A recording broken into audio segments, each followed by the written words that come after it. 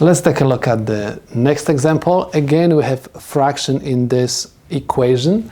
We want to eliminate this fraction by multiplying both sides of the equation by the denominator. Let me copy down this equation one more time. I have 1 over 7 equals 2x to the second power.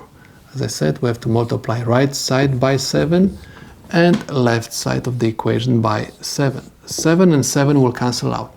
I have 1 equals 2 times 7 is equal 14x squared.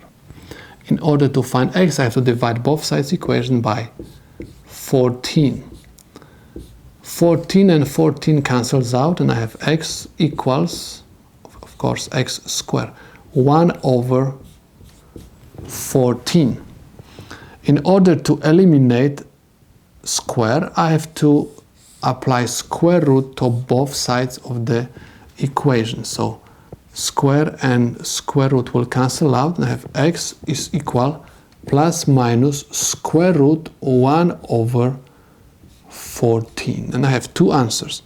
X equals positive square root 1 over 14, or x equals negative square root 1 over 14. Now, if you want to verify that your answers are correct, you're supposed to substitute x by square root 1 over 14, or later on by negative square root 1 over 14. So I have 1 over 7, I copy down the original equation, 2x squared. So I have 1 over 7 is equal 2 times square root 1 over 14 to the second power. Second power is going to eliminate my radical, and I have 1 over 7 equals 2 and 14 will reduce, and I'm going to end up 1 over 7. Left side of my equation is equal to the right side, so I can say that this is correct answer for my problem. Let's check the second one. We have again original equation, 1 over 7 equals 2x squared. I have 1 over 7 is equal 2 times negative square root 1 over 14 to the second power.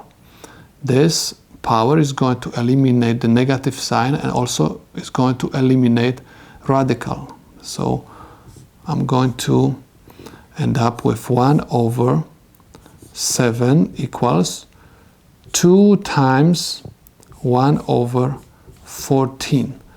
2 and 14 we can reduce by 2, and I have 1 over 7 is equal 1 over 7. Left side of my equation is equal to the right side. That's why this is also correct answer for my problem. So I can say that these two values of x are correct solutions for my problem.